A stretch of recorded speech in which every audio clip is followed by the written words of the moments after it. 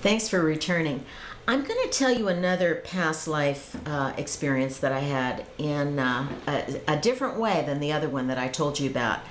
I'm not quite sure why I want to share this. It happened probably a year later than this other one I just told you about.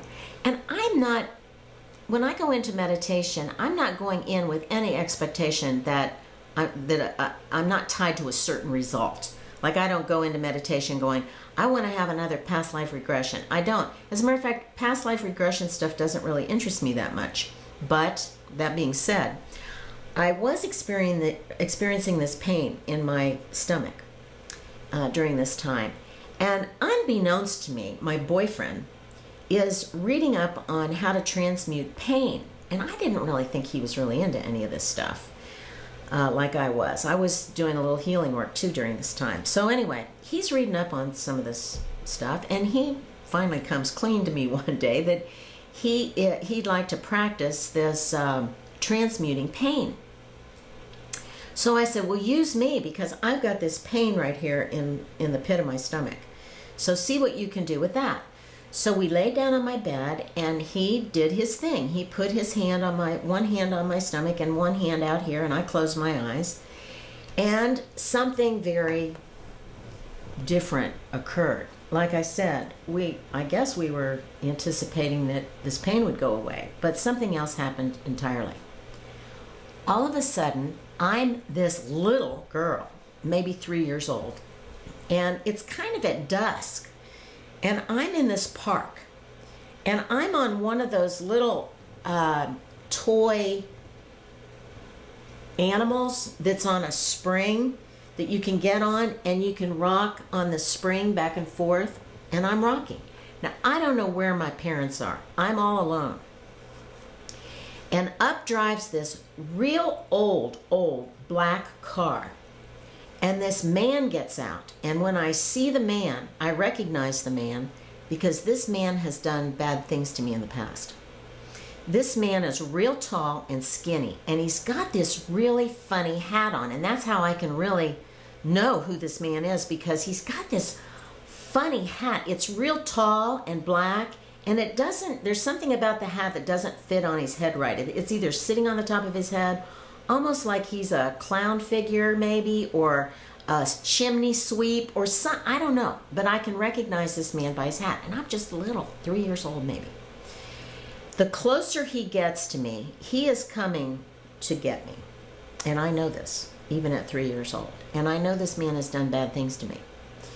And I start rocking faster and faster. And the rocking for me is, I can kind of go, even at 3 years old, the rocking motion in a fast way takes me outside of myself, so that I don't have to feel what he's going to do to me.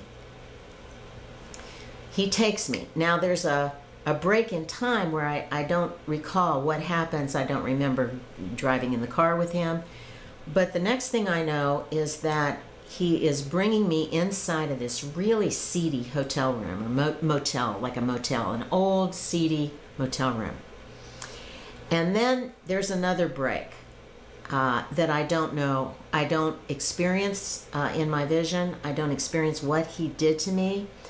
The next thing that I know, though, is that I am dying in the bedroom, and that I have died. Because he comes out of this bedroom into this bathroom, and he has a knife, and it's just, his hands are covered in blood, the knife is covered in blood, and he is turning the spigot on in the sink in the bathroom to wash the blood off this knife. And I am dead, but I've come out of my body in spirit, and I'm behind him, and I'm over his shoulder, and I'm watching him wash my blood off of this knife. And at some point, he says this expletive that starts with F it. And he throws this knife into the sink, and I know all of what he's thinking in his head. And he's saying to himself, I'm not going to bother with this. And there was also a washcloth there that he was using to clean the knife off, and he threw that in the sink too. F it. And then I wanted to be inside of this man because I wanted to know why he killed me. So I had no hate, no fear, no nothing. I just wanted to understand why he killed me. So I somehow got inside of him and I could experience him. And when I got inside of him, there was this great void. There was nothing inside this man. He had no feelings. He had no emotion. I never did understand why he killed me, but there was, I guess, nothing to understand because he was so void. I really don't know why I share this with you, except I really think it's curious that in both instances that I relived my own death. I had two more past life experiences with a friend of mine who does this for people. She does past life regressions with people. And every time we get together, she lives way far away from me, but every time we do get together, she says, oh, let me do you, let me do you. So I have had two others, and the one other involves my death again.